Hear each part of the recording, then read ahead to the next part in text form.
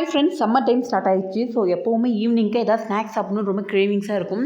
அந்த மாதிரி டைமில் டெய்லி ஒரு ஸ்நாக்ஸில் இன்றைக்கி நம்ம பார்க்க போகிறது கேரளா ஸ்பெஷல் உள்ளி வடை. வெங்காய வடையை தான் நம்ம உள்ளி வடை அப்படின்னு சொல்கிறாங்க. இந்த வெங்காயத்தை வந்து நம்ம ஸ்லைஸாக கட் பண்ணி ஒரே ஒரு க்ரீன் சில்லி கூடவே கொஞ்சமாக உப்பு சேர்த்துக்கலாம். உப்பெல்லாம் சேர்த்து இது நல்லா நம்ம மிக்ஸ் பண்ணும்போது அதில் இருக்கிற வாட்டர் எல்லாமே வெளியில் வந்துடும். இது கூடவே 1 கப் மைதா, 1/2 கப் கடலை மாவு, கூடவே கொஞ்சமாக சோடா இதெல்லாம் சேர்த்து பிணைஞ்சிக்கலாம்.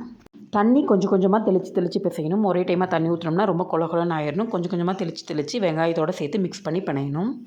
எல்லாம் முடிஞ்சதுக்கப்புறமா ஒரு 15 மினிட்ஸ் இதை நல்லா ஊற வச்சிடலாம். ஊறினா தான் வடை நல்லா வெங்காயத்தோடு சேர்ந்து வெங்காயத்துலேருந்து தனியாக பிரியாமல் நல்லா ஊறி ஒன்றா சேர்ந்து வரும்.